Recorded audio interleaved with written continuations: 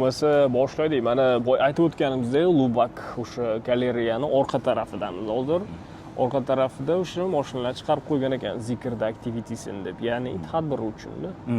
Bo'lmasa qo'ldan kelgancha atrofdagi mashinalarni tushuntirib berishga harakat qilamiz. Bu yerda Ferrari'lar yo'q ekan, lekin undan tashqari juda ham mashhur boshqa rusumdagi boshqa modeldagi mashinalar bor ekan. Ferrari'ni ham topdim lekin. Ferrari ham bor ekan.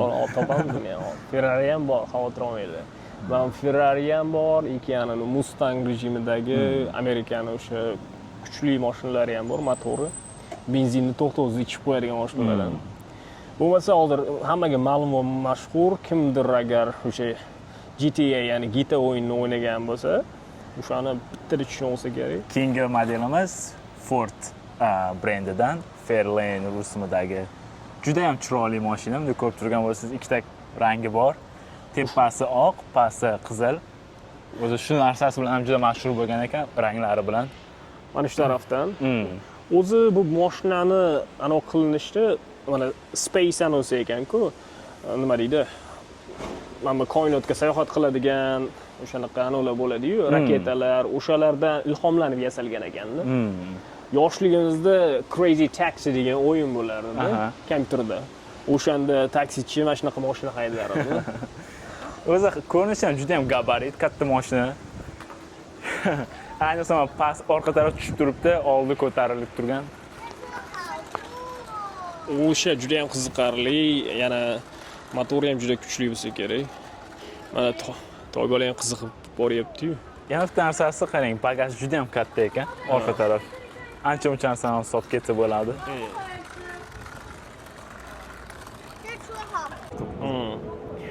Bo'lmasa bu mashinani hozir anosiga qaraydigan bo'lsak, 1959-yilda ishlab chiqarilgan ekan. Ford Fairlane 500. Amerika brendi. Narxi necha pul dedingiz? O'shancha hozir narxi ham juda ham reasonable ekan, nima deydi, 25 mingdan 60 ming dollargacha ekan. Hozir klassik mashina bo'lgani uchun. Hozirgi narxlari. Hozirgi narxi. Endi avvalgida anodek bo'lmaydi, lekin ko'rib turganingizdek bu klassik mashinalarda. Biron joyini sindirib qo'ymaylik, o'zi ancha joy sinayotganga o'xshayapti-da. Ketdi. Juda ham avval mashina mana ko'rib turganingizdek ichida hamma narsasi anaqa temirdan qilingan. O'zimizdagi eski Moskvichlarga o'xshaydi ekan deydi. Keyingisiga boramiz. Keyingi mashinamiz mana van bo'ladi. Volkswagen Type 2 van. T1, T2. Buni o'zi ikki xil rang ishlab chiqarilgan ekan. Yashil rangi va mana shu jigarrang rangi ishlab chiqarilgan ekan. Ya o'zi bu mashinani masalan narx haqida birinchi ayting, bizda qiziqi eng narxi ekanda. 40 mingdan 100 ming dollargacha ekan. Ana narxi birinchi mashinadan qimmatroq ekan. O'shanga hayron qoldim, lekin ko'rinishi ham juda oddiy bo'lgan ekanda. Buni ko'proq mana unday o'yinlar, anolarda ko'rsangiz, bu ham o'ta mashhur Amerikadagi sayohatdagilarda. Juda ham ko'p kinolarda ham ko'ramiz, anaqa pikniklarga, tog'larga, haykinglarga chiqqanda mana shunaqa mashinalarda chiqishardi. Ichida televizor ham bor ekan, qarang. Haqiqatan juda ham katta. Ichida bemalol televizor ko'rib, o'sha kamping qilib, yotib ketaversangiz bo'ladi bu mashinada. Lekin endi bilmadim, o'sha elektrik mashinalar chiqib ketdi, buni olish shartmi ekan. Bular hammasi klassikada. Retro mashinalardan. Buni o'zi hippie van deydi ekanda. O'sha vaqtlarda o'sha kulturaga, ya'ni kamping kulturasiga juda mos bo'lgan ekan. Aytilishi bo'yicha deydi. Laqabi hippie van bo'lgan ekan o'sha vaqtlarda. Keyin haqiqatda masalan, ko'chada ham haydab ketaverasiz, tog'larga chiqishga ham juda ham zo'r. Bundan tashqari masalan, nima deydi?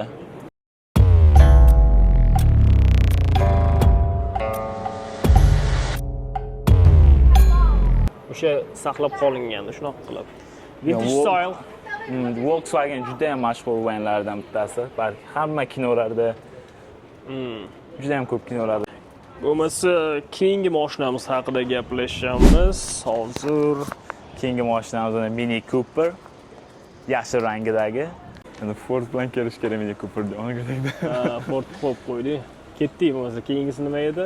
Bu yoqdan boshlaylik mana. Orqasiga mana Lubak yozib qo'yibdi o'sha, chunki o'sha Lubak Coffee anonsiga tegishliligi uchun. Mini Cooperlar o'zi juda ham mashhur Britaniyani mashinalari. O'zi kichkinagina mana. Kichkinagina. O'shaning uchun ham mini deydi-da. Mini Cooper'da o'zi ishlab chiqilgan yili haqida aytsangiz, chunki bu mashinalar birinchi bo'lib ishlab chiqarilgan vaqtlari va narx haqida aytib o'tib ketadigan bo'lsak, 20 mingdan 45 ming dollargacha ekanda. Mini Cooper'larni. O'sha paytda ham qimmat bo'lmagan bo'lsa kerak, nima deydi? O'zi kichkinaligi ham juda ham ixcham, parkovka qilishga ham juda ham anaqa yaxshi. Mana ichida odam bor ekan. Ayiq ekan. Odammi desam. Eng qizig'i shu mashinaga ham 4-5 kishi o'tirib ketgan ekan, qarang. Orqasida ham sidenalari bor ekan, faqat bitta eshiklik. Ana kinoni ko'rgan bo'lsangiz, agentlar haqida, mana Jason Bourne degan o'shani kinosida xuddi mana shunaqa, aynan mana shu razmerdagi o'sha qizil Mini Cooper'ni haydaydi. Mana yerda yana bitta Mini Cooper bor ekan mana. Yashil rangidan sal kattaroq ekan, bagaj kattaroq ekan. Orqasini qo'shimcha joy qilingan Mini Cooper'ni. Yana ahamiyat bersiz, mana taxta ishlatilgan ekan. Eshiklari ham yarim temir, yarim taxtadan qilingan ekan. Juda ham qiziqarli. Siz bo'yingiz bilan buni taqqoslasa, shunday ham kichkina ko'rinib turibdi-da. Endi e'tibor bersangiz, o'ta kichkina bo'lib turibdi-da. Mini Cooper ekani. Lekin mana orqasida gaz, ana benzin quyiladigan joylarini hammasini ko'rsatib qo'yibdi. Kichkina mashinada bak ham kichkina bo'lgan bo'lsa kerak. Janob ko'p benzin ham quyilmagan bo'lsa kerak. Lekin odamlar o'tirgandan keyin og'irlashib ketmaydi mumkin. Yurish qiyinlashib. Eshigi ochiq ekan. Ochingchi ko'rsa bo'lar ekanmi deydi. Eshigi ochiq ekan mana. Kino oynalari ham chiroyli, qarang. Ko'pchilikda savol tug'iladi. Chunki o'tgan safar o'rtog'imlar kuyovdik. Ya'ni u vaqtda ichkarida edi. To'g'rimizda olibda mashinani ko'rsataman. O'sha Forsajda o'ynalgan mashinalardan biri. Shuna eshikni ochdi. Ishchi keldi aytdi. Brat, eshikni yopib. Sizga ochish mumkin emas. Sizga o'choq emas deb. Hozir bizda omadimiz kelib qolganligi zikrni o'sha tadbir ketyapti. O'sha sababdan mana shu Mini Cooper'da eshigini bemalol ochib, ichiga kirib, ichidan noqo videolar olib ko'rsangiz bo'ladi-da. Kalit yo'q ekan, bo'lmasa haydab ham berardik bir marta. Bo'lmasa eng mashhurlardan birovga keldik, boya aytib o'tdim-ku. Kim edi? Boya bir o'rtog'im bilan kelganimizda, "Brat, bu mashina eshigini ochish mumkin emas. Tezroq yopib qo'ying" degan mashina mana. Shunaqa buraman. Keyingi katta mashinalarimizdan bittasi Chevrolet SS. Katta bolalar mashinasi. 70-yillarda nima deydi, eng qimmat mashinalardan bittasi bo'lgan. O'zi ishlab chiqarilishi 1971-yilda yaratilgan mashina ekan. O'zi dizayni ham chiroyli ekan, mana ikkita chiziqchasi bor ekan, SS nomi ham, double S, double lines. Endi bu ekan va bu mashinada ikkita chiziq nimani anglatadi degan savol tug'ilayotganda, bu o'sha ko'cha poygalaridagi egzak poygachi mashinalarda afsonasi ekanda. O'shandan kelib chiqqan ekan. O'sha paytda juda ham qiziqarli ekan. Ko'chadagi yoki poygadagi eng mashhur mashinalardan bittasi bo'lgan bo'lishi kerak. Albatta, bu bitta kino ko'raman, Dwayne Johnsonning kinosi bor edi. Faster degan kinosi, o'shanda aynan mana shu mashinani haydaydi. Juda ham qiziqarli deydi. Saloni ham juda ham katta ekan. Keyin qiziqarli tarafi qarang, sidenalar ulanib ketgan ekan oldi tarafida. Bir-biriga. O'shanaqa ekan rostdan. Hech ko'rinyaptimi yo'qmi, o'zi qaraymiz.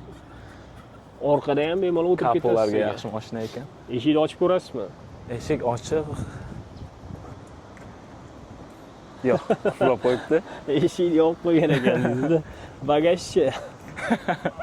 U bu narsa qolib ketgandir 70-yillardan deb. Yo'q, bu ham qalbli ekan. Uxlab qo'yibdi, mana ko'rganingizdek. Mashinani har bir tomonini olib ko'rishga harakat qildik. Qo'ldan kelgancha ochib ko'rishga ham harakat qilyapmiz. Yana qiziq tarafi, o'sha paytda ham spikerlar bo'lgan ekan, kolonkalar. Ochiq ekan. Yopib qo'ydik. Hozir srazi mana lubakni ishchilari kelib chiqmasin. Yopib qo'ydi, endi hozir kameralar turibdi hamma tarafdan. Bitta ochingchi. Bu tarafdan mana qilib. Lekin eshiklar ochiq ekan. Haqiqatan ochiq ekan-a. Faqat kirish mumkin emas deb qo'yibdi. Ancha tozalagan ekan, umuman mashinaning o'zini hidi yo'q, nima deydi? o'zi oldin Jigulilarga yoki Moskvichlarga o'tirganda qandaydir hidi bo'lardi, Sedanmi yoki o'zini qanaqadir hid taratgan. bu mashinada unaqa yo'q ekan. Endi bundan ham mashhur yana bitta mashinalardan biriga keladigan bo'lsak, menimcha bitta qaragandan birinchi Jigulimikin deb o'ylanaman. Keyin logoni ko'rib fikr o'zgarib qoldi dedi-yu. Shu Germanlarda eng mashhur mashinalardan bittasi BMW. O'zimizda BMW. Bu BMWning eng birinchi modellari ekan. BMW 2002. Haqiqatan juda ham Moskvichga o'xshar ekan. O'xshab ketadi. $30,000 dan $70,000gacha, turbo modeli $120,000 ekan. Endi turbo modeli degani bizda mana bunaqa o'zimizda bo'lardi, klass nimalar. 4-pozitsiya, Kuchliroq anaqa motor bilan. ha, o'sha tomonlarda. Haqiqatan ichi ham Moskvich bilan bir xil. Sport sedan.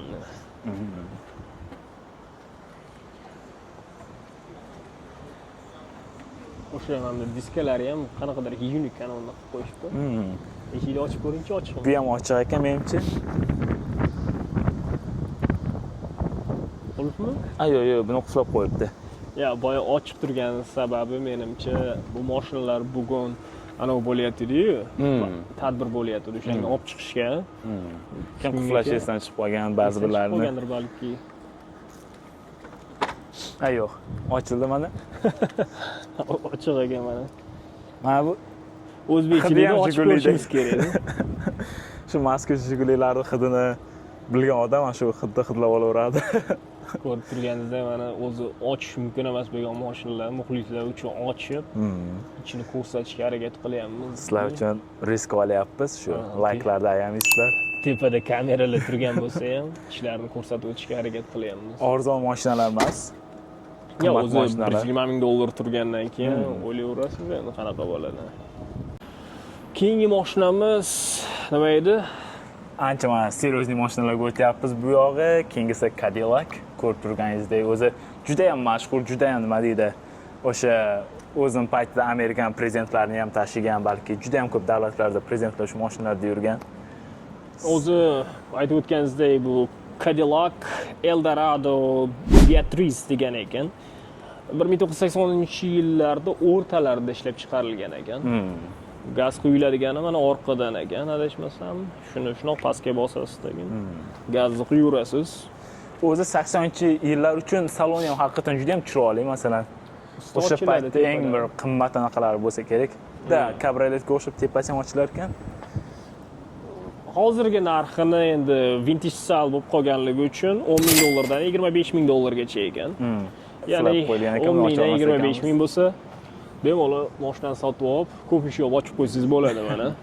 Lekin ballonlari ham mana diskalarni ko'ryapsiz, juda katta ekan.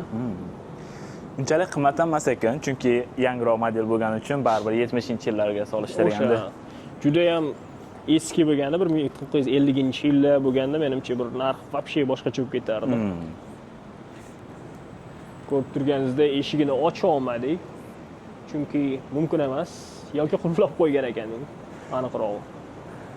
Lekin ko'rinishidan bitta bilinib turadi, juda ham anaqa obro'si baland mashinalardan bo'lgan o'sha paytida ham. Cadillac endi rostdan qimmat mashinalar turiga kirardi. Endi bular luxury design deydi, o'sha qimmatbaho dizaynda qilingan, ichi ham komfortli, saloni ham ko'rib turganingizda eshigini ocha olmadik, qulflab qo'ygan ekan. Qulf ekan.